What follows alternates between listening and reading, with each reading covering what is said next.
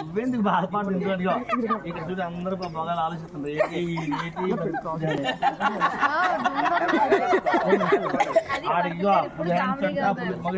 నువ్వు హ్యాపీ కదా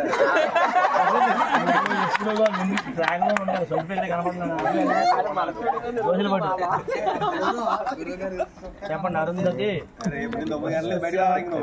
ప్రియభామిని సత్యభూత్ లోకపూజిత కశ్యపోది మదద్వాజ విశ్వామిత్రోత గౌతమ అరుంధతి చమదగ్నిశ్చ సప్తైతే ఋషియస్తథా.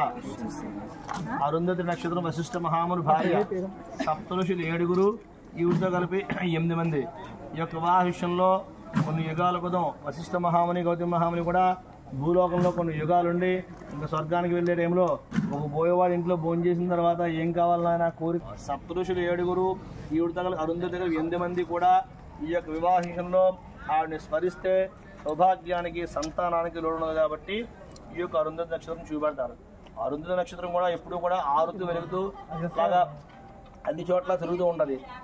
తర్వాత 3 అయింది కాబట్టి తూర్పులో ఉంటుంది, అర్ధరాత్రి అయితే మధ్యలో ఉంటుంది, మామూలుగా ఉదయం అయితే పడమని ఉంటుంది. కాబట్టి ఒకవేళ నక్షత్రం కర్మండంగా పోయినా ఆరుతూ వెలుగుతూ నక్షత్రం త్రికోణాకారంలో ఉండి చిన్నది మెరుగుతూ ఉంటుంది. అన్ని నక్షత్రాలు స్ట్రైట్ గా ఉంటాయి, ఇది ఒకటి ఆరుతూ వెలుగుతూ ఉంటుంది. ఏమో నమస్కారం చేసుకోండి.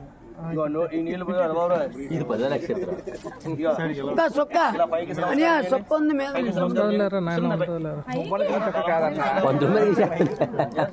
కాదురా.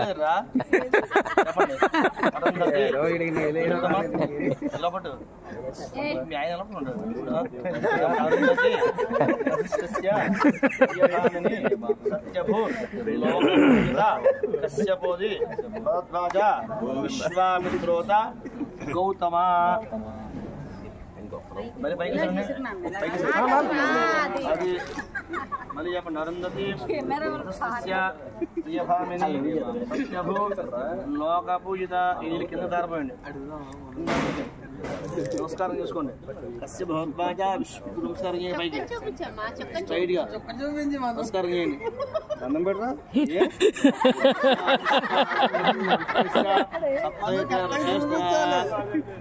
వాడికి రేపు నుంచి కనబడతా లేరా. 5 నిమిషాలు రావాలి.